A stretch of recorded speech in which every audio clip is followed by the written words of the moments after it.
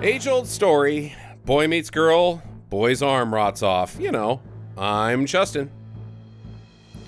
Lorena Bobbitt, I'm Sam. Damn it, Sam, you took my joke. If you really love someone, you chop off a penis for them. I'm Jackie, and this is Lisa Frankenstein on Stinker Madness.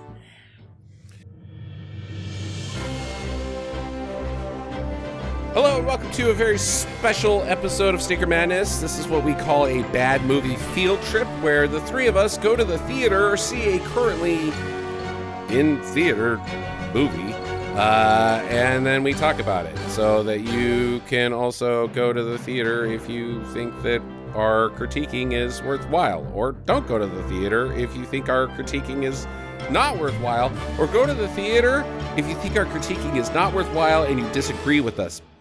Or don't go to the theater. You just say, fuck you guys, I'm going to go see the Bob Marley thing like everybody else. Right? Did you see that shit made $50 million in one weekend? No way. Yes. No way. That is insane.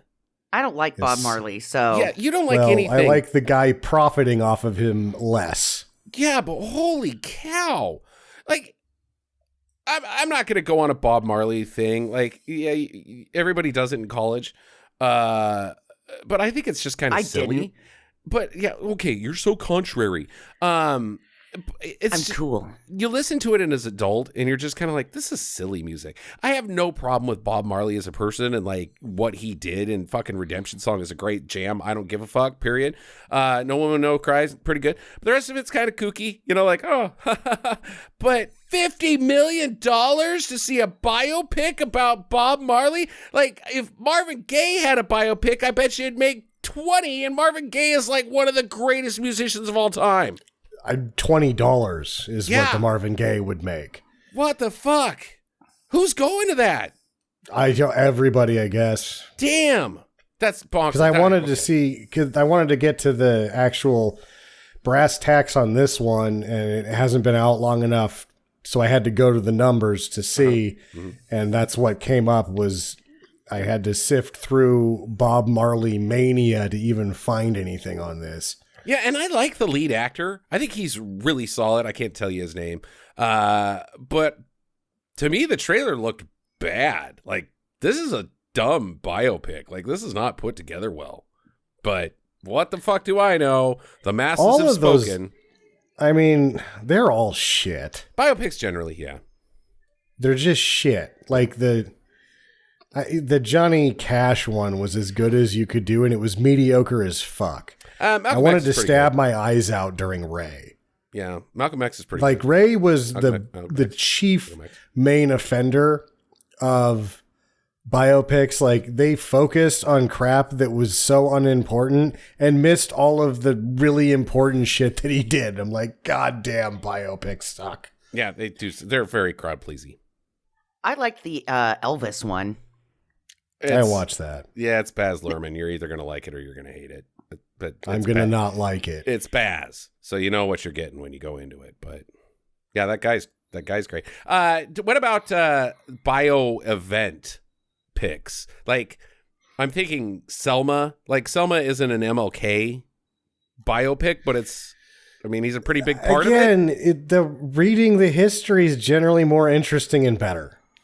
Yeah, but ain't nobody got time for that. I know, and the thing is that like the greatest producer mentality goes into those, or a producer. Well, people will want to see this. People don't care about that. Movie viewers don't, and it's just crapifies everything. Okay, I got it for you, Sam. If you think reading about the history is better than the movie, go ahead and read the section. Go ahead and read the section of Ben-Hur in the Bible. Go ahead and you tell me which is better. Ben-Hur. I learned so much more from reading the Bible. How about Spartacus? You got history books, buddy? Or you want to watch Spartacus? That's not a biopic. I'm Spartacus. I don't know. I guess, maybe. I don't know. All you learn in Ben-Hur is that Charlton Heston's badass. Yeah. It's Jesus Christ Superstar. Is that a biopic? Yes, nope. Very, very historically accurate. 100%. Much singing and dancing in the crucifix. Yeah. Love it. Also, cool. Sexy Jesus? Isn't Jesus Christ Superstar supposed to be the lead, supposed to be sexy? I haven't seen it in The forever. hair. It's whatever. The shirtless, the loincloth, I don't know. Anyways, this one, Lisa Frankenstein, is not a biopic. It stars... The guy from Riverdale. Okay. And... Who plays... Good? I mean, this is... Nobody's in this movie. Let's start with the thing. That's one of its greatest strengths. It's at the theaters. Would you venture to guess its budget? 20. 13. 13. Wow. Okay. All right. That's lean. That's good. How did it get in the theater with that? How did it get in the theater at all is my number one question. Before I went and saw it, this seems like a perfect fit on paper for any various streaming device or service. I just think it turned out so good. They're like, we'll put this in theaters. And then every dickhead read one review and then copied that review. And this thing's getting nothing but shade. And then they all went to go see Bob Marley. Bob Marley fucking kills it. Maybe we should have gone to see Bob Marley so we actually have a bad movie to talk about. Oh. I'm just making judgments. The trailer looks like crap. Value judgments, I got shot, yeah. and then you're in the car and you're looking at your children and say, don't worry about a thing. Come on, man. That's stupid. That's stupid. I like this movie. Okay. I guess I'll just get into it then. You already did. So, Robin Williams did in fact name his daughter Zelda after the Legend of Zelda video game. Bitchin'. Good for him. Bitchin'. Probably my favorite thing he's ever done. They love it so much that they did together when he was still alive. They did 2 commercials for Nintendo. One for Ocarina of Time and the other one I can't remember what it was, but she's a proponent of promoting the Zelda video games, which they don't need any help. The things are so fucking good that they sell themselves. Pretty much. So Robin Williams' daughter's in this? She directed it. Oh, okay. Yeah, Missed that Zelda part. Williams. She did some music videos. She's done short films. On IMDb, it's got her first music video is 2016. Her first short film is 2018. But she seems to have honed it to the point that she probably had a handful of home movies that she was doing pretty well before she even started professionally directing pictures. But this is her very first feature. And it was written by Diablo Cody, who also wrote Juno and Young Adult and Tully with What's-Her-Face. Yeah, What's-Her-Face. What is her name? Charlize Theron? Yeah, she's tall. Yeah, that's right. Charlize Theron. Yep, heard of her. Furiosa. TJ Hoshmazode. Okay. You start drinking early today, Sam? I didn't. Okay. Maybe you should. Maybe. So, yeah, this is her first effort. And it got back to, it's made $8 million. So basically, I think it's gotten to the point where whatever streaming video release is going to break even for it because it didn't cost anything. It doesn't seem like they're promoting it very heavily either. Very little promotion here. So the reason that I knew about this was because it showed up on my Facebook feed. Mm-hmm. And then when I would do like searches for things, it kept popping up and I'm like, what the fuck is this? And I thought that it was going to be on like Netflix or something. And I was getting all excited. And then I realized that it was a movie that I had to go watch in the theaters. And I was like, you two fuckers are going with me. Yeah. So a little bit of social media promotion, which on Facebook is very targeted. So you're not like your returns on your points per million is pretty good. So that doesn't mean that they're spending a shit ton of money, Jackie. That means that they're spending very little, actually. They're targeting it with Taylor Swift ads. Yeah. Posts about Taylor Swift and Travis Kelce. That checks out. Sure. I'll go for that. Yeah, you would think that. I think now they're saying we're not going to spend less than $20 million on a theatric release because we're going to spend that much marketing. Mm-hmm. So, whereas this one, it's a focused feature, right? So when it comes back, they decide they're really deciding a lot of times with these before they're done with the final cut. But when they get back the dailies and everything, they're watching it. They're like, ooh, this is turning out way better than we thought it was going to, so they're kicking it up to the theater rather than releasing it wherever it would have been released streaming before that, I guess, is what's happening here. But then they're hedging their bets by not really putting a lot of marketing behind it either. Yes. Good businessing, I think. Last week when we're talking about this and Jackie's like field trip and I don't veto it, one of my main rules is that if it's a field trip movie and it's under 50%, I'm generally not going to, on Rotten Tomatoes, I'm generally not going to look any farther than that. Mm-hmm. This one has shot up above. Now it's at 51% because one person that wasn't playing Follow the Leader on the movie reviews must have watched it and liked it. Because I read through a bunch of these and they all say the same thing. And it's a real fucking head scratcher. Like, I accuse the reviews of everything in being a game of Follow the Leader, where a lot of the people that are writing these just read what somebody else wrote and then mimics it rather than watching the fucking thing. Right. Or it could be, or Sam, testing that out using, the pan or whatever. Right. They're using AI to generate their movie reviews. And so AI is going out there and finding what other people have said and it's just regurgitating itself. Well, the people do just as shitty is what I'm telling you. Humans are capable of the same level of garbage. Yeah. I was watching Charles Davis, who does football, at one point. Yeah, he was griping about a man talking to him on an airplane, and he inadvertently described his process. Because I always watch this guy, and I'm like, what the fuck is he talking about? It's like he doesn't watch the games, and he's like, I was on an airplane, and a man bothered me, and I had to explain to him that I have to prepare to do my job, and I do it on the airplane, and I have to read everything that everybody else says, and I'm like, man, it's a fucking easier job than that, you fucking idiot. You just watch the fucking football game and tell them what you goddamn think, not read what everybody else fucking says. Right. Jesus. Yeah, absolutely. I think Roger Ebert would have liked this movie, and I don't mean like... Oh, Roger would have loved this shit. Roger Ebert, yes, he's the most famous movie reviewer of all time. He's not without error. He said that Joe versus Volcano was not good, and I will never forgive him for that. He went back on that, though, didn't he? Did he? Before he died? But either way... I think he did. Good for him. Redemption song. There you go. But I think he would have fucking loved this. And then what... Everybody's just a Roger Ebert clone. How different would the reviews have looked if Roger Ebert had been said, this is a beautiful movie? I don't know. I guess they would have been in 96 and then it made a bunch of money and then they decided to put more commercials on TV. Yeah. So now instead of Roger Ebert, we get Peter Sellers from the frickin' Boston Globe or whether the San Francisco Chronicle or wherever the hell he's working at. And everybody's cloning him. And that guy's an asshole. Doesn't have any fucking taste about anything that's experimental or avant-garde. Not that this is avant-garde, but, you know, non-mainstream. And the mainstream stuff he fucking hates too. So fuck that guy. Yeah. Peter Travelers, not Peter Sellers. I might have said Peter Sellers. Peter Sellers. Fuck Peter Sellers was like, fuck my kids. They're not getting shit. Okay. What else? So you guys didn't recognize Catherine Newton, the principal actress? No, not really. I recognized her, but I couldn't pinpoint like what she had been in that I had seen. She's Cassie Lang in the Marvel Universe MCU.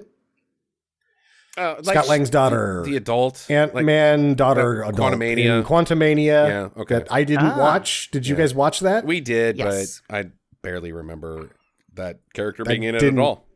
I didn't even watch it. Yeah, but she's that person. Fun fact: she's super good at golf. Oh, okay. Cool. Numerous high school championships. She actually was going to shoot in the U.S. Open, the Women's Open. That's how good she is. Wow. Just fucking go to the Open, right? Mm-hmm. But she had to skip it to do Paranormal Activity 4. Oh, that's too bad. It's too bad, but you got to do, if you're going to end up here, this movie, right? You're now a star. Yeah, so maybe she goes back to golf. We'll see how this one does when it gets... I mean, honestly, at $13 million, I don't know, maybe they spent $10 million on targeted advertising. They're at a point right now that Walmart's discount bin makes it back for them, right? Oh, sure, totally. So I think that's good because I really, after watching this, my main thing was knowing that it wasn't doing that well and it's not getting a lot of push. I'm like, fuck, I really want Zelda Williams to do more shit. Way hard. Yeah. And with Diablo Cody, you already know what you're getting, right? Mm-hmm. And I think that there's a really good, a lot of the strength of this picture is its writing, but I think that there was some things added directorially I think that there was some things added by everybody. I think the actors do a good job. I think that Zelda Williams did a great job directing it.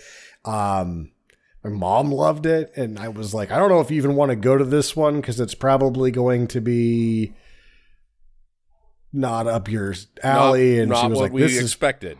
is fucking great. And so I would be willing to say, actually, Sam, that the script is the worst part of this movie, and I love the script. It's still good. Yeah. Everything the around it dialogue is just amazing. And I didn't know that Diablo Cody wrote it until I started reading about it earlier today. I thought that Zelda Williams did both, and I was like, oh man, this is mostly about her dad. But it's not. It's just like this script obviously attracted to her for those reasons, and that she's able to really add something to those scenes as a director because she feels all the words that are being said about loss and death and things like that. But it wasn't written by her at all. So yeah. No, she did a great job. Cinematography's great.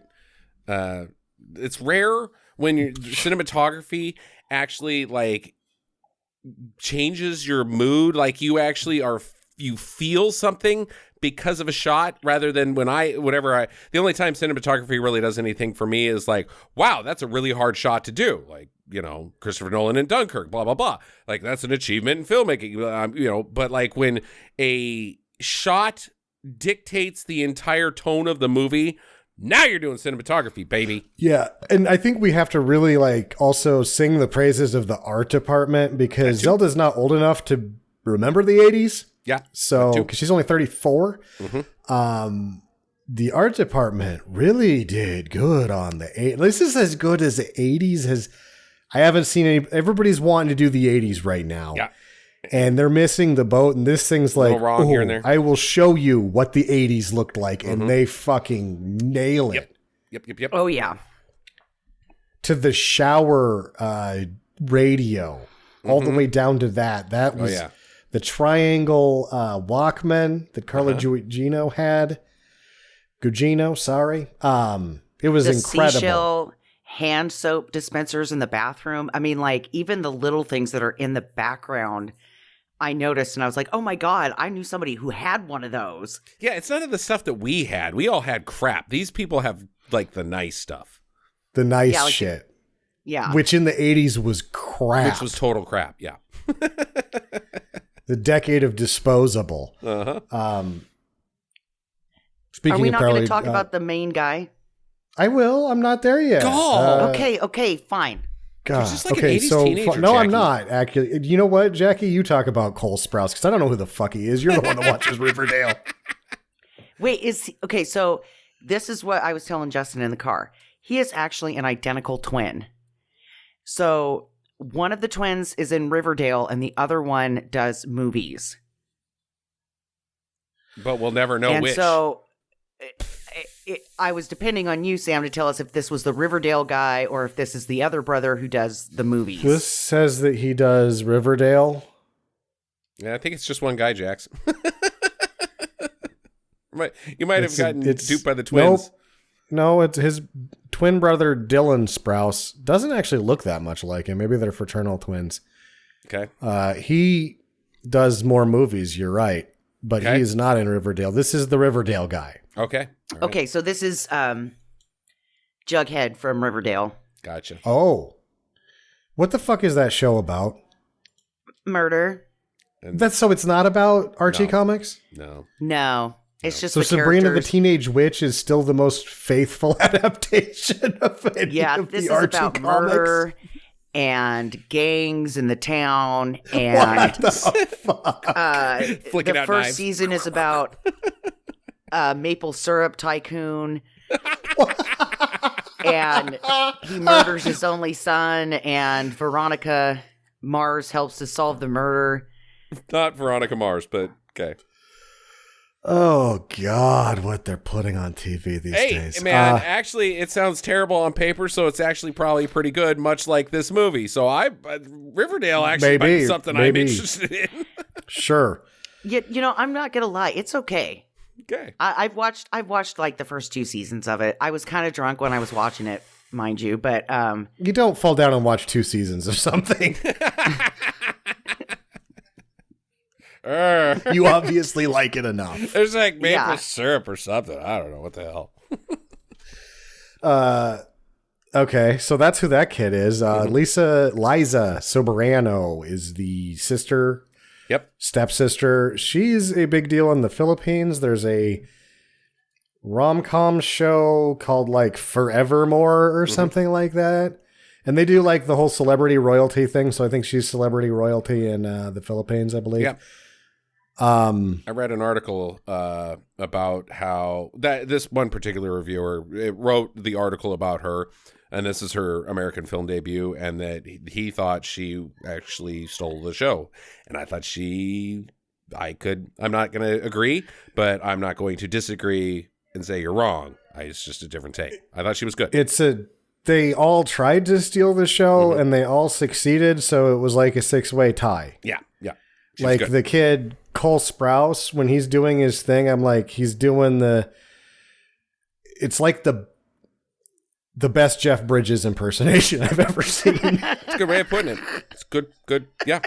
It's not bad. The guy that plays the dad, Joe Crest, he plays dad a lot. We just saw him on this podcast playing dad because he was David Lee in The Dirt.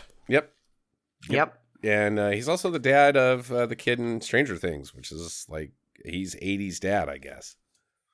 He's just dad. Yeah, 80s dad. He is totally 80s dad. I knew a kid whose dad looked just like that. Mm-hmm. And then I guess that leaves us to Carla Gugino. Gugino, I think is how you pronounce it. Gugino? I think it's it would either be Gugino or Gugino. I don't know. It's Gugino. Gugino? Yeah. Either way, I thought that she did something that is extremely brave on top of everything else with her great acting, which was she just allowed that picture to show her age. She's 52 now. Mm-hmm. She looks great for 52, but she looks 52. She looks, her skin is older, obviously in great shape, but that's got to be really hard and brave to do, I think, because especially if you're somebody like her that was a booby lady before, where she had a rough go where her gigs were basically, oh, you're going to take your top off, you can be in the movie. Right. Sin City being that, like, I think I didn't even know that was her because I didn't look up the head for the first 3 times I saw her or whatever. But yeah, I thought she was great too. Yeah. And she's always great. That's pretty much what I have on the making of this movie is that it cost nothing and Zelda Williams directed it. There you go. All right, let's get into it, guys.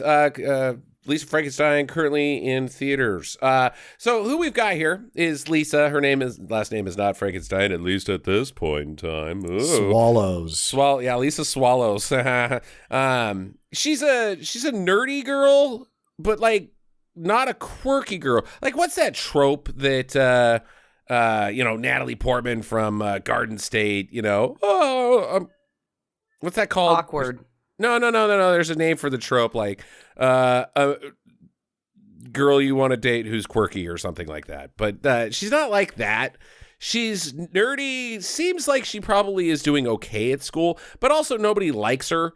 And she's got like a goth thing going. Like she's like later, she's just a wallflower on the front end. No. I don't mean goth in fashion. I mean goth in life. Like she goes to the cemetery and hangs out and sits underneath a statue of, that's got a Gothic man's bust on top of it. She's into goth, but she's not confident enough into herself to outwardly project the person that lives inside of her. She's just kind of a loner who doesn't have a great history. She's a fan of Tim Burton, but she's not going to buy a Beetlejuice poster. There you go. Right. Yep. That's where we're at. But it was revealed that her mom recently, within the last 2 years or maybe even a year, they were sitting around playing pick up sticks or something, and this guy came in and murdered the shit out of her mom right in front of her. And so now she lives with her dad's new wife, who was a hot lady, and her dad's new wife's daughter, who is her same age. Yes. That's and a the cheerleader, her polar opposite. Yeah, polar opposite, but still super nice. Yeah. She's not a mean girl. She's a nice girl. And her friends are total bitches, though. Her friends are total bitches, but Lisa's also kind of a mean girl. Like, she's just mean, like she's solo mean girl. She's damaged goods. She's damaged goods, yeah. Not trying to jump ahead, but her mom gets axe murdered, and I think it's really one of the strange things about the movie is that, like, they're telling this story, and you're like, oh, this is just some bitchy regurgitation of a telephone game of what really happened. It wasn't actually that. No, her mom got fucking axe murdered. Right in front of her. Fucking in front of her. You're like, whoa, that's fucked up. And, like, her mom didn't just, like, run away. Her mom saved her life, hid her, and ended up sacrificing her own life in the process of doing this while she's watching her mom getting chopped from a safe location that her mom stowed her in and saved her life. Yeah, you'll be able to escape. The axe will get stuck in me, and I'll have a hard time getting it out. Yeah.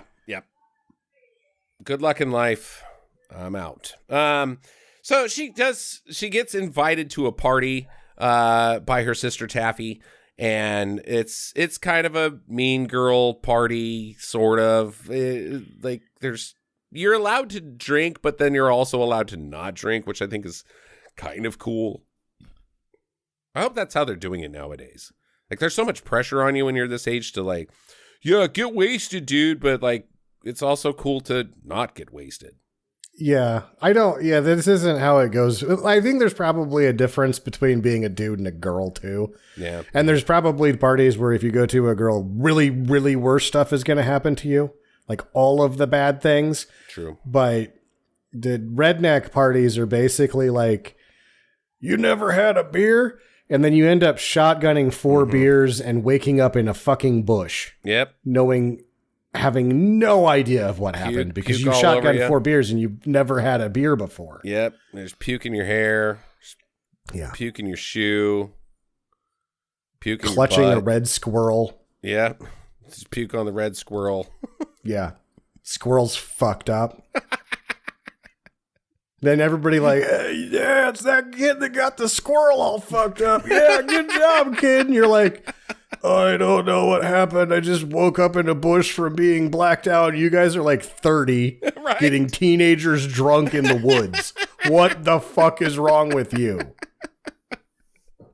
That's where Justin and I grew up. Yeah, I mean, that's so fucking accurate, Sam.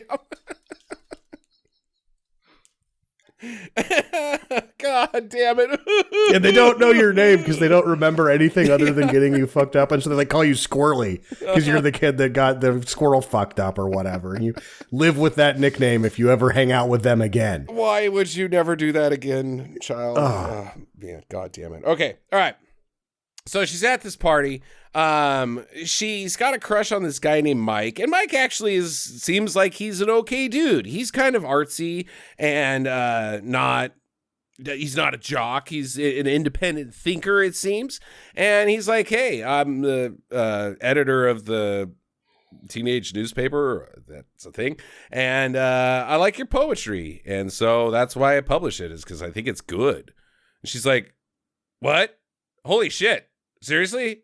Mike, you like what I do? And things are going well. But then Mike's got this friend. Unfortunately, I don't have her friend's name. Tamara. Yeah, that explains a lot. Totally checks out. Yep, that fits. Highly accurate as well. She shows up and she's like, hey, I've got this drink. You want to have a little bit, Mike? And Mike's like, yeah, I like getting twisted as much as anybody else. And what about your ugly, bitchy, stupid friend here whose mom died? Well, that was a little much, Tamara, but she's like, I'll drink it. So she fucking pounds the whole goddamn thing. It is not beer. I'm assuming it's PCP. Yeah, she gets wet, apparently. First time she gets screwed up and she does enough PCP to drop a bear. Yeah. And needless to say, when you do that much PCP, you're going to have a bad time. Yeah. There's no good time with that much. So she has a real bad trip. She's floating around the party. She's about to hurl everywhere. This dude, Doug, who's like the pipsqueak on the wrestling team, I guess. He seems like he's sober as well. He shows up and he's like, "Hey, I'll hold your hair while you puke. It's cool. Don't worry. I'll take you and keep you safe." And he takes her to this back room. And then he puts his hand on her boob and her hand on his Peter and says, "Don't leave a guy hanging, bro." And she's like out of there. So she's already terrible been at being assaulted. a rapist. Yeah, real which bad. is good. He's still a total sleazeball and should get punched in the face a lot. Yeah, I wish we had more bad rapists. Actually, how about less rapists? None. None. So she's not had a good time. She goes home, and while she's still tripping, has this flashback of various things. The tombstone, the goth guy in the graveyard. There's a storm outside happening, her mom dying, and she smashes the mirror in the bathroom, shattering it. And then goes to bed, I guess. I don't know. Has weird fucking dreams. We should mention, though, that she is in the graveyard at some point and gives her mom's Rosary. Yeah, the weirdest rosary I've ever seen, and puts it on the dead guy's hand and was like, "I wish I was with you." Yeah, yeah. I believe I've seen one of those hip rosaries when I was alive in the 80s. There was a number of things the Catholic Church did to make stuff cool for the kids. We're cool. We're fresh. We're hip. And then they do the arm crossing your arm thing. Yeah. Shoots all the way up to the Vatican, and the Vatican's like, "We can save how much money? Go for it." Yeah. Let's make the Pope rap. Do an anti-drug message with the Pope.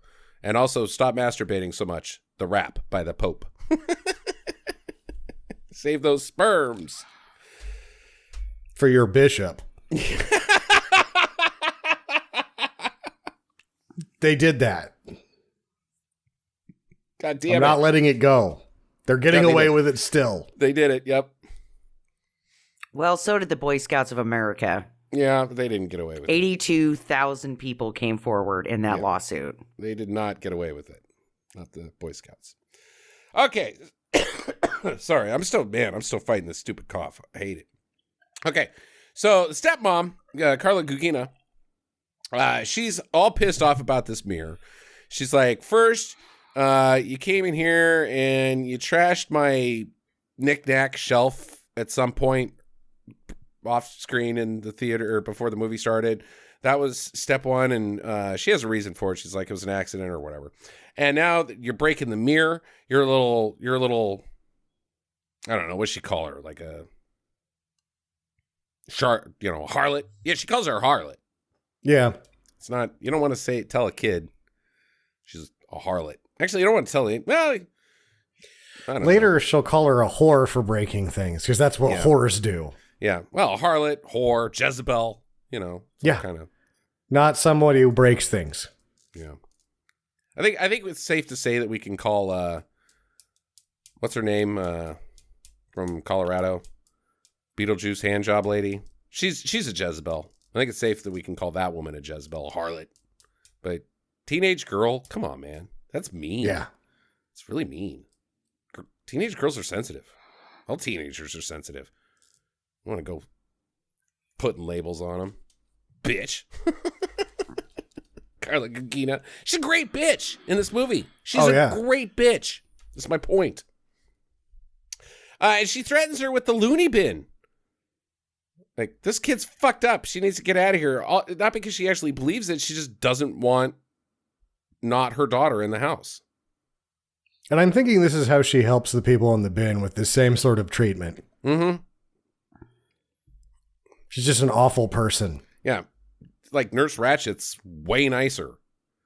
And Nurse Ratchet's real not nice. bad. Yeah. So, so as mentioned before, there's been a big lightning storm, and on the news she sees that the cemetery that she hangs out in had been hit by lightning. Oh, so she goes to work. And then the news is like, this is a fire hazard. Well, fucking do something about it. Yeah. Clean it up.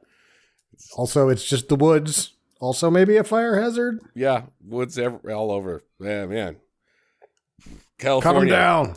California, got to get in there with brooms, rakes. You got to rake up your forest floor, California. You're a fire hazard. Yeah, no shit, dummy. We're on fire every fucking year. You get a rake. You get out there. Clean it up. Yep. So she goes to work, and her boss is kind of a jerk. He says that, oh, boy, if boys would like you more if you weren't so flat-chested. She just is like, God damn it, I hate the 80s. But Mike comes in. He's like, hey, I'm Mike, charming and good looking. Want to maybe hang out later?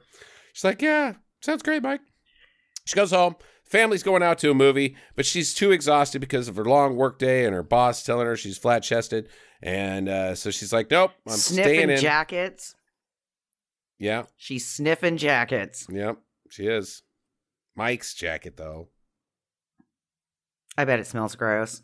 I bet it smells delicious. Probably smells like Old Spice and Emily Frost. This guy's a fucking idiot. I Later in the film, guy. we find out he's a fucking idiot, but up to this point, he's been like the super coolest guy ever. So, yeah, I bet you his jacket actually smells pretty nice, Jackie, based on what the movie is telling us up to the point where she smells his jacket. And also, are you saying that Lisa doesn't have good taste? I mean, he's a handsome kid, but I don't know. I mean, like, I think about high school, and I think about if somebody talked to me like he talks to her in this movie, I'd just look at him and go, shut the fuck up. You're such a braggedy smurf. Braggedy smurf, he says. He compliments her. Says, I like your jig. You seem nice and cool. But he is a one-upper because every time she talks about something poetry, then he tries to take it to the next level and tries to one-up her. That's how you talk about poetry. I'm a man, and I know more about poetry than you. So that is literally take that, how bitch. People discuss poetry. Oh, you like Dickinson? Well, you should check this out. That's how you've never, and I'm not saying I discussed poetry, but I think I've done it a little bit more than you. And I guess I'm one-upping you while I'm talking about poetry, which makes it accurate. Yes, that makes it accurate. That is how people talk about poetry. I don't know about that. Women ask me if I like poetry, and I say, what, like Beowulf? Yeah. And that's generally like the end of the conversation. Women come up to me and say, you like poetry? I'm like, what? Like Shel Silverstein? Yeah. Getting eaten by a boa constrictor. What does it mean? It's about death, isn't it? Just as good as Dickinson.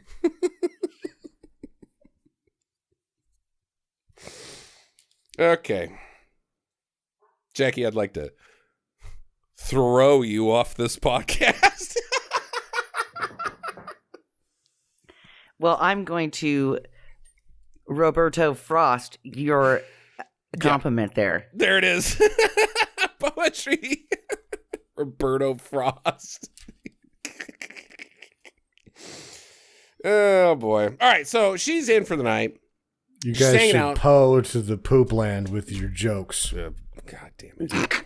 That's probably the worst one. Yeah, never more. Yeah. I don't know anything about poetry. I read Beowulf and I was like, that sucks that he died. It's a good one. Beowulf.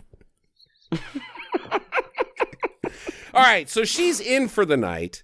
She's watching Day of the Dead, and she gets broken into. The house gets smashed. There's a monster thing in the house. He's kind of like Swamp Thingy. He's goopy. He's drippy and muddy and mucky. Maybe like one of those pirates from that humanoids from the Deep movie. He's Swamp Thing. He's Swamp Thing. He reaches up in the grabs the kayaker lady and drags her down to the depths. That's what he looks like. He's a creature from the Black Lagoon of sadness. Okay. So she's getting chased around by him all around the house, and he's slow. He's a pretty stiff guy. Not moving real fast, and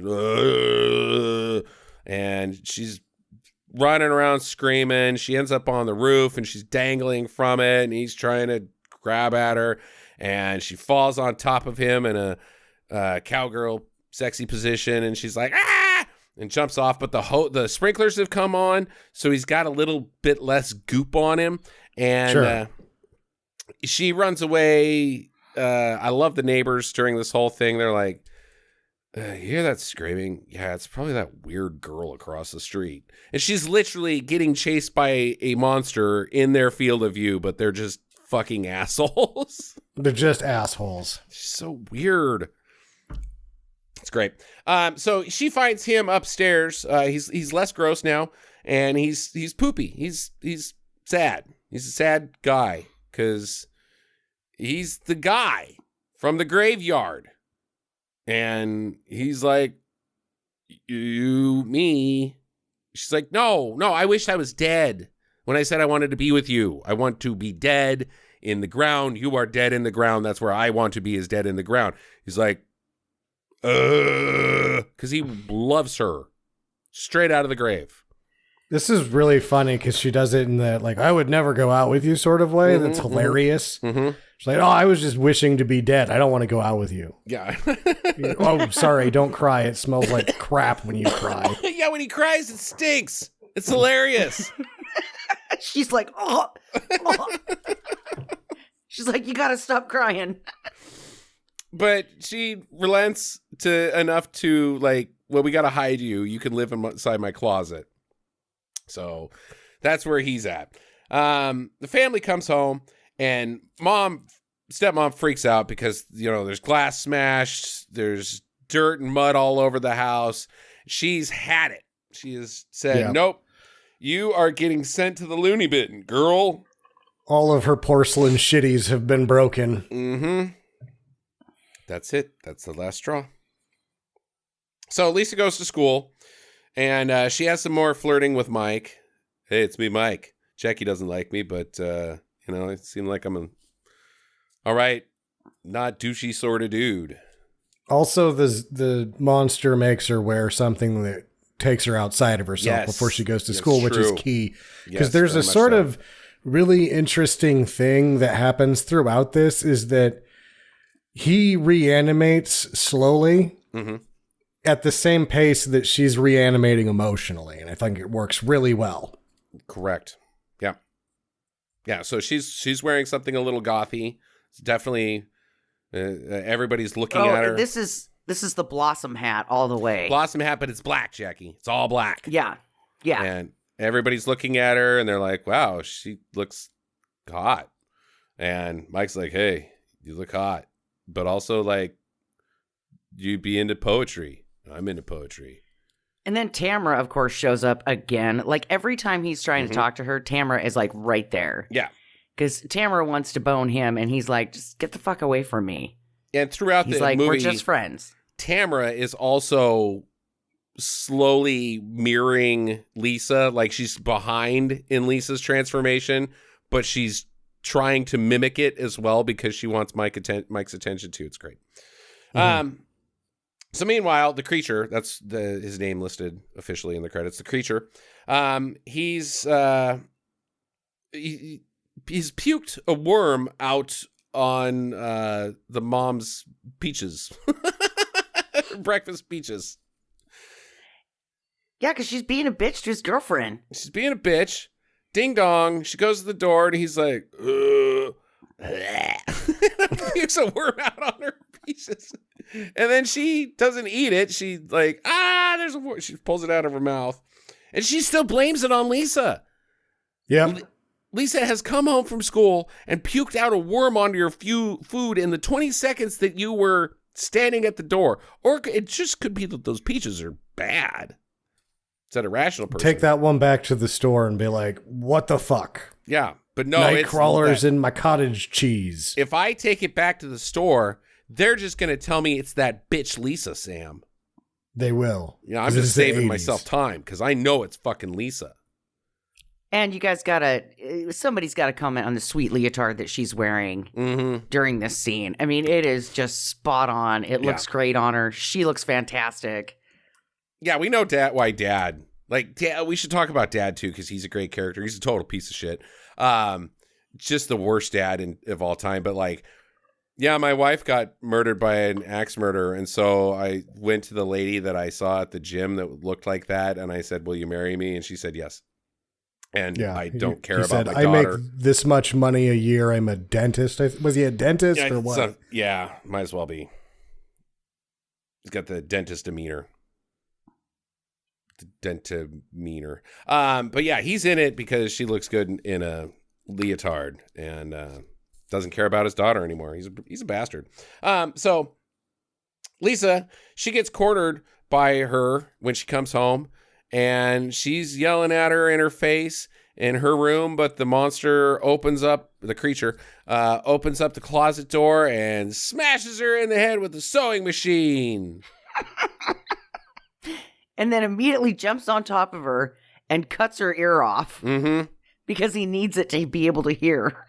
This is fun, too, because he's been bothering her about his hand and his ear. And then when he finally hands it to her, she's like, you know what? I can sew. But first, they take her body to the graveyard and they dump it there. And then they stitch him up. And she's like, hello, does it work? And it does not work. They're missing something. This was a point where I saw them outside the big hole they dug, and they just kind of toss her in and wander off. I'm like, is this going to be a sort of point where people toss this thing shade? Because I'm already I'm getting close to halfway through, and I'm like, what the fuck is wrong with this that people don't like it?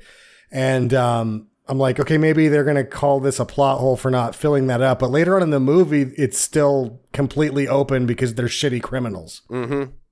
Right. They're fucking teenagers. Yeah. Yeah. So she gets an idea because at the very beginning of the movie, her sister Taffy was like, we need to, spice you up. You need to have a makeover to make you feel better. Let's put you in my tanning booth. Well, her tanning booth has got like a short circuit on it and will electrocute you if you turn it up too high. So, ding. Okay.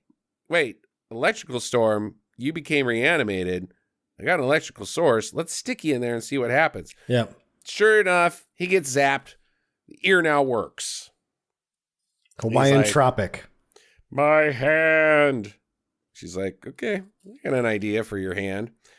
So she goes back to school. The family thinks that Mom Gugino is on a business trip because she was leaving that day to go on a business trip. So she's traveling. There's nothing to worry about there. She goes to school. She writes this note and sticks it in a locker. And the note says, meet me out at, the lake or wherever the fuck the place is to meet. Yeah. And yes, sir. Will you do it? Yes, no, maybe. And comes back later and it's checked. Yes. So now she's got a hot date with whom the movie theater thinks is Mike. It is not Mike. It's fucking Dougie. Doug. The rapist. Yeah. It's a trap. And he goes out there and the monster's got an axe and he chops his hand off and Doug's like, no. This is fucking fantastic because when they're walking to where he's about to be murdered, he's like, how come you won't hold my hand? And then she just like kind of brushes him off. And then after the creature cuts his hand off, she holds it up in the air like a trophy and says, I told you I'd hold your hand. Like she's instantly become evil. Yes. She's thriving. Oh, man. And so he tries to run away, but then the creature throws the axe and hits him and he's dead. Yep. So now they got. And I actually think that he gets 2 new hands out of this because his other hand was kind of like deformed. So I think I think the tanning bed just gets him a little bit better every time he takes a session there. That's okay. evidenced as when they put this hand on, he gets way less gross the next time. Like, he's not goopy at all. He actually kind of looks like a person. Like, he might be able to go outside and sort of fit in society. He looks a little dead, but not bad dead. Just like, you're okay dead. Not good dead, not bad. Just okay dead. Okay. But now he can tinkle on the ivories. Yeah. Oh, man. And that's what he does. He goes and plays the piano, and she sings I Can't Fight This Feeling by fucking Speedwagon. I about lost my goddamn shit. Yeah, this was fantastic. Like, this is just, she karaoke's Speedwagon and does about as good as you do, which is not good. Right. And it's great. Except for he's good. That's what I think is so great about this, is he's like doing great on the piano because he's a classically trained musician, because he's from, lords and ladies time. And she's teenage girling I Can't Fight This Feeling. It's not like they brought in a recording artist and they've got, oh, wow, what a great scene, like Beauty and the Beast. No, she's fumbling over it, but also like, oh, God damn it, it's so charming. I love it.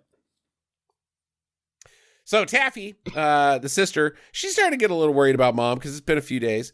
And so she calls the hotel where Mom's supposed to be at, and she's not there. No, she's not worried about her. She comes home and she has nailed her backflip.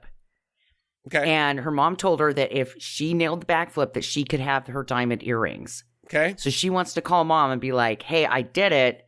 Give me those fucking earrings. Okay. Either way, she calls the hotel, finds out Mom's not there. Now she's worried. Thank you. She starts freaking out. She's like, I've got a bad feeling my mom and I are connected. I know something bad has happened to her. Not good. Call the cops. Everybody freak out too with me. This is great because she has Dale, the dad, call the police. And then anytime they ask him for a description, he can't tell him anything other than her boobs. So he has to give the phone back to the daughter. And then when she describes, she does such a weird description of her mom. She's poetic about it. And then by the end of it, she does the Bob Hope one, or not Bob Hope, Bob Newhart. It's phone conversation is happening comedically is here as well. And she just goes, after describing everything she can, goes to the police. Yeah, she's a bitch.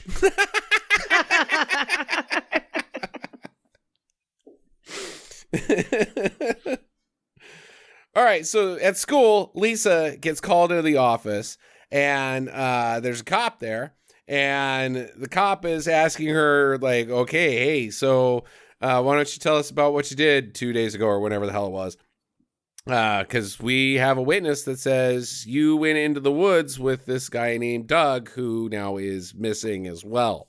Yeah, Tamara has ratted her out. Yep. Because Tamara had read the note, and so she's like, yeah, it's this bitch. Because she's trying to get rid of the competition so she can get asshole poet guy. So Lisa is like, oh, some goth girl went into the woods all dressed in black with Doug, and then she like looks at Tamara and what about this one? And Tamara's like, but it's like Lisa's smart enough to know that, like, okay, that was enough to get me out of that office, but that's it. They are on to me. Yeah. I'm going to the electric chair.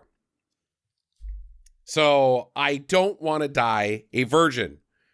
So I'm going to go bone Mike.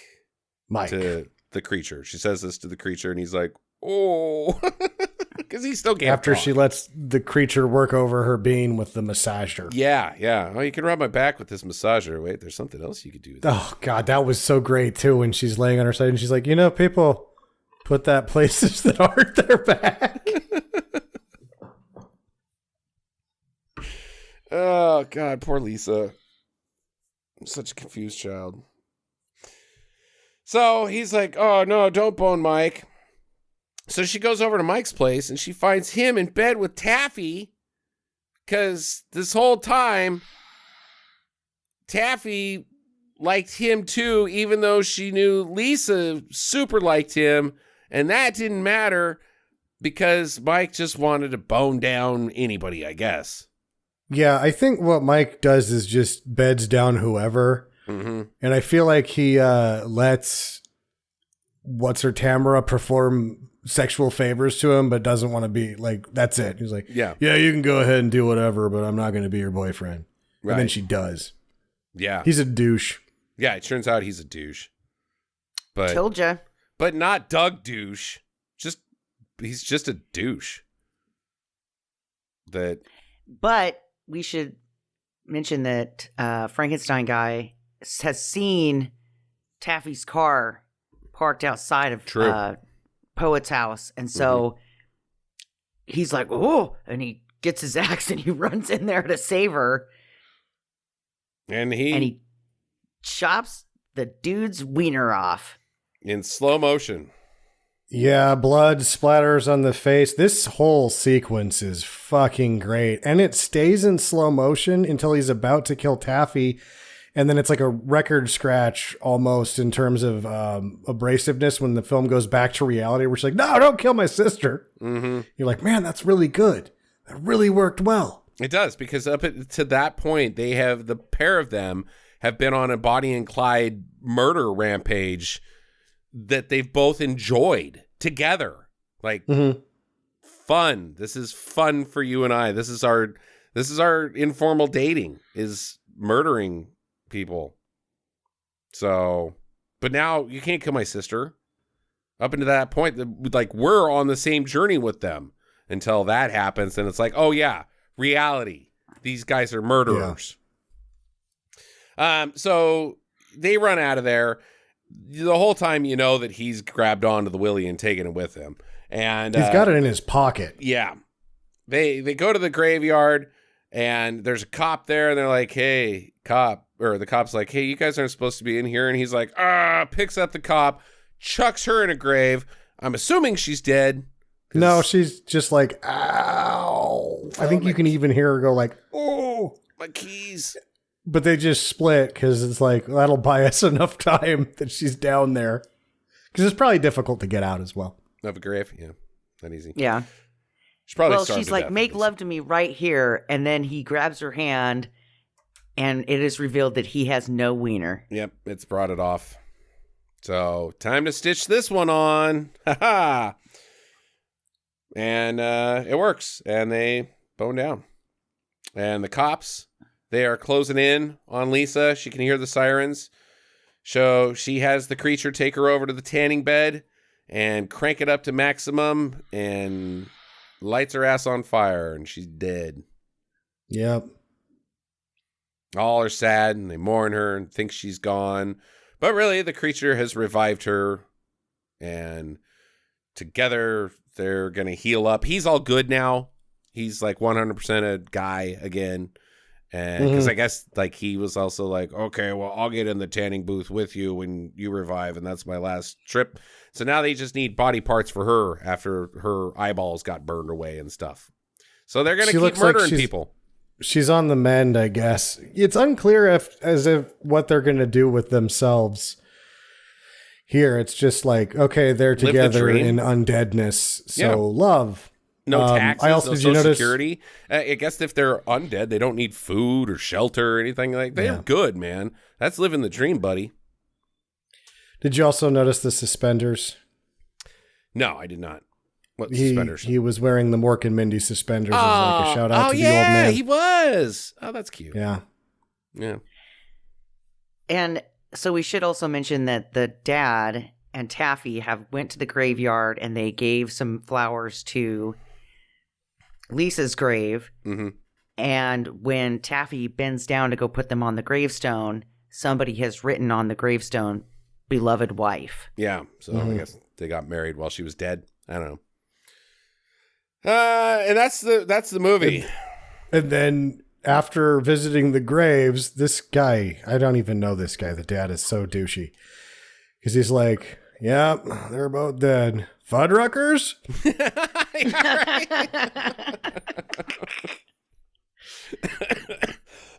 She just kind of looks at him like, God damn it, you suck. It's a good thing I'm 18. I'm moving out. Okay. We should also mention the music in this movie. It's excellent. Excellent. I don't like to overpraise a movie for being a really good jukebox, but like when you do it right, it fucking works. Like Echo and the Bunnymen's on here. Pixies. Who else? Not Till Tuesday. Jesus Mary Chain. I caught quite a just songs you know. I liked also the discussion they had in the dialogue about The Cure, where she's like, "It's the cure. Well, it's not going to fix that. It'll just like cure you emotionally." Right. I'm like, oh, that's a really good way of describing that. Nice. Cure. Yeah. It's good soundtrack. So, okay, questions. Do you think that he can upgrade his wiener later? No, that would imply that he would have to chop it off again, Jackie. I'm assuming Mike had a pretty good dinger because flew through the air. A big dinger guy. It looked like a big dick. So I think he's all right. I think he's comfortable on the size of his man sausage. Okay, all right. All of us should be. It's very important for all of us to be comfortable in your man sausage. You don't need to go and start a fucking war or overthrow the fucking government because you got a tiny cock or get a big truck with burns coal. Just be good with your, make it work. Okay. Do you think Sam? that she gets bigger boobs? Sure. Yeah, Sam, how are you dealing with your small wiener status? I drive a Saturn, so that might speak volumes. I don't know. Comfortable man. Okay. All right. What were we seeing? Who's next? So, I mean, the first one, is it bad? Well, no, certainly not. Is it for everyone? Certainly not. Certainly not, but I guess I'll just go into the reviews, and my big question was, after reading through all of it and why I'm like, okay, they're just playing follow the leader on this one, is that half of them used a different phrasing or exactly the same phrasing as it never realizes its unrealized potential. It never lives up to its potential. I'm like, how? What the did fuck? they not accomplish everything they set out to do? Yeah. That's where I was like, oh, you didn't watch it if you said that. Yeah. No, I agree. It met the expectation and then pushed it to the next level for 80s genre movies, right? Because we watched a lot of 80s movies. We grew up in the 80s. And just when you think like, oh man, this is like, they're doing it. This is so like the 80s that we watched growing up. And then they just push it just a little further and you just laugh your fucking ass off. But it's like when she's holding that guy's hand up in the air. Yeah. But it's not an homage movie, Jackie. You don't want to make it sound like it's not an homage. It is a period piece. It is not an homage to the 80s. It is a period piece. And it wouldn't have fit in any other decade. The story itself would not fit in any other decade unless it was in American, not American Gothic. That's a fucking painting. Victorian age. If it had taken place in the Victorian age, a la Mary Shelley's Frankenstein, that would have worked. But then the dead guy would have had to have been from 200 years before that. And what's that? The Stone Age? I don't know. Fucking Shakespeare time. It's just, no, this is the decade that this particular tale has to exist in. It's not an homage and living up to its potential. What the fuck are you talking about, dude? Yeah, what did they miss? We didn't mention one missed opportunity. No. For what they were doing the entire time, because they didn't miss any of the opportunities. They nailed it. Now, I want to remind everybody where we were exactly a year ago, and you guys may still disagree with me on this, but a year ago, we were doing a field trip on Cocaine Bear, which I think is a cavalcade of missed opportunities. It is a very tame movie that is called Cocaine Bear. This is called Lisa Frankenstein, and I am going to say that it has... not just because of the title and the source material, the material itself, but like there's a tinge of Frankenhooker in here. Like it's a weird movie that I think that they just didn't get, Sam. And the way that they could say, I didn't get it without being assholes, because you have to get it. Even if you don't like it, you have to get it. Yeah. When you're a film reviewer, you have to get it. is, well, it didn't live up to its potential. That it's just their cop out of saying, yeah, I didn't get it. I'm a soulless bastard. Or didn't watch it. Or didn't. Somebody else said that, and you just mailed it in this week. I mean, I wouldn't be upset if this had like a 70 or even a high 60s because it isn't for everyone. It's not for everyone. But sub 50, go fuck yourself. This is a niche film for sure. 47 on Metacritic. So when I that means looked this half up, of the reviewers, over half didn't like it. I'm like, what the? That's insane. So I will say when I picked this movie last week, it had a 4.7 on Rotten Tomatoes. Mm-hmm. And by the time we went to go watch it, it was at a 6.6. Yeah, and the IMDbers, they are at about a 6, whereas the Letterboxders are at about a 7. So, that's if you get the Letterboxd crowd, because those are people who are reviewing movies because they watch a shit ton of fucking movies. That's where you want to be. And a 7, I think, is, still low, but hey, you've at least got the Letterboxders. This to have an 8 on Letterboxd, and it's still got a 51 on Rotten Tomatoes. Yeah. It is flirting with 7 on IMDb finally, but it's audience score on Rotten Tomatoes 82%. There you go. Yeah, I mean, I think it's a movie that a lot it's not for everyone because a lot of people aren't going to get it. It is weird. It's very unique, and you have to be comfortable with this. I don't want to say genre, but just this tone of film. And you either are going to get it or you don't. But if you're a film reviewer, you better be getting every single one that you're reviewing. You don't have to like it, but you better fucking get it. And I bet you they didn't get it. Yeah. So, any other questions? That was my big one. Jackie.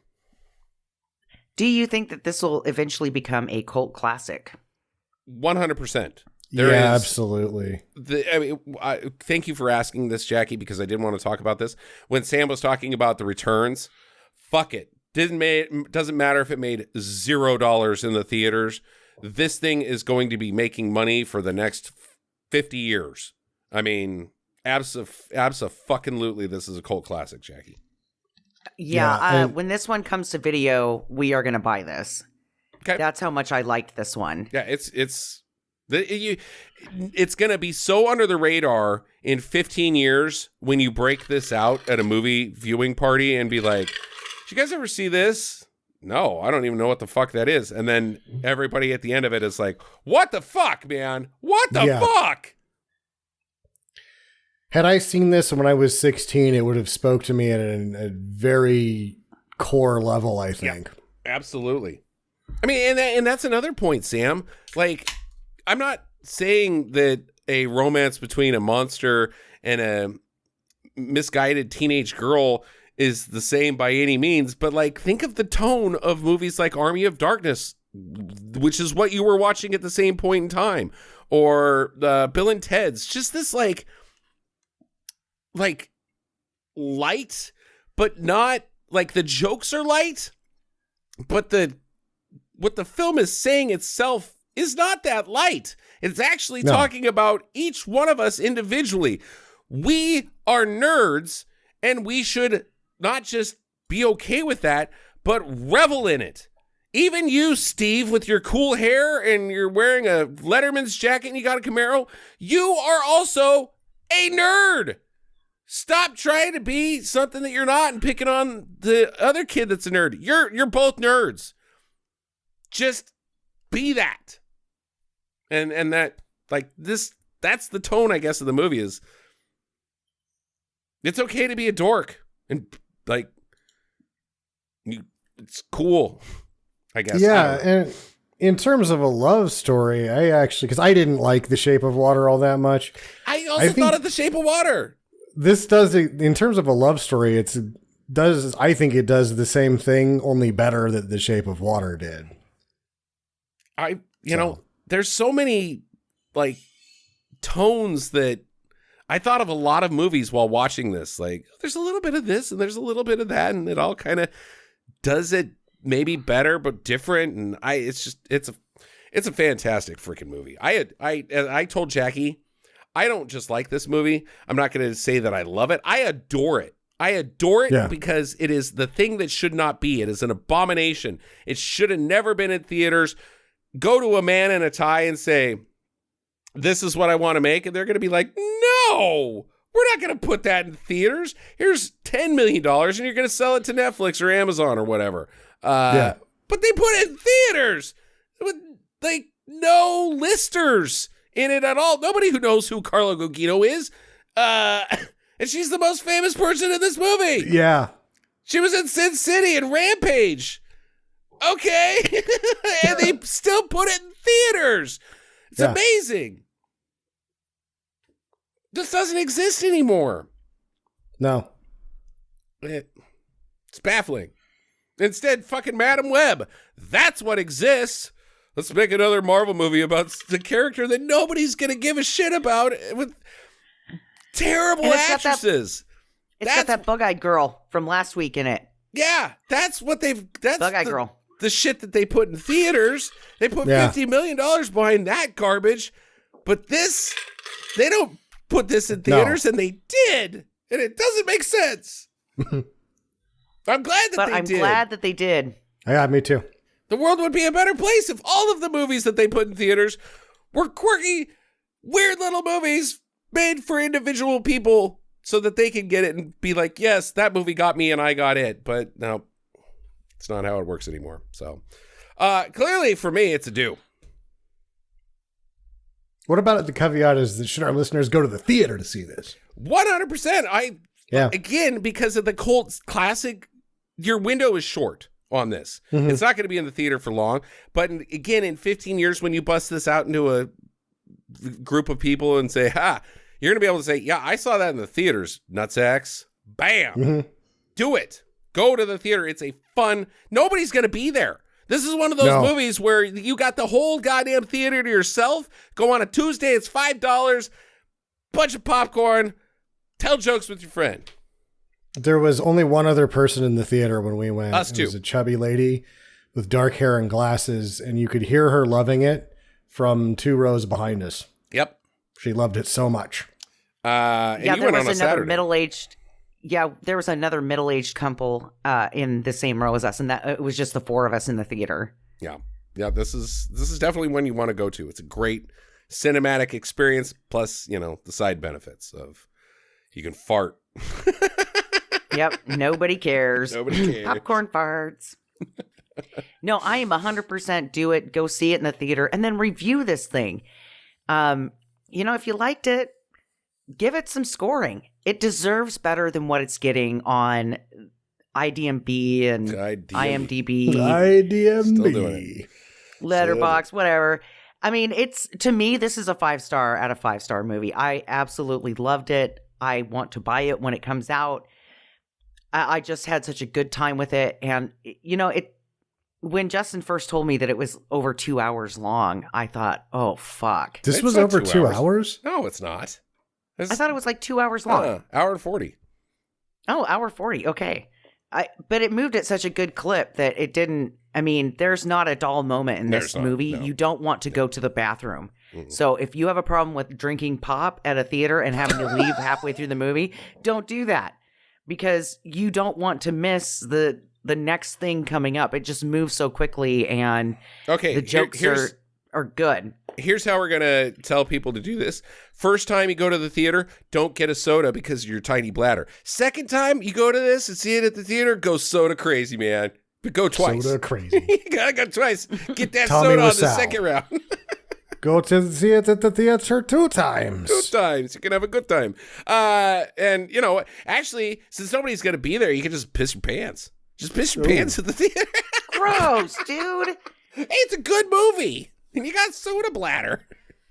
I had soda bladder because I thought, I'm going to drink this soda. I was super thirsty. And I was like, nope. I don't care if I just tinkle a little bit in my underwear. I am not leaving this theater. So you pissed your and pants. Then when we got done, I just shoved my cup at Justin and was like, I'll be right back. And I ran to the bathroom. Okay. All right. Yeah, do it. Next week on the show is my pick. What the hell did I have lined up from last week? Oh! It's time! Since year one, we've been chasing around this goddamn thing. 10 years later, we're finally doing it. Dustin Hoffman, Warren Beatty, fucking Ishtar, baby. Oh. Ishtar. Ishtar. Next week on the show. Yeah. So, guys, have a great week. Get to the chopper.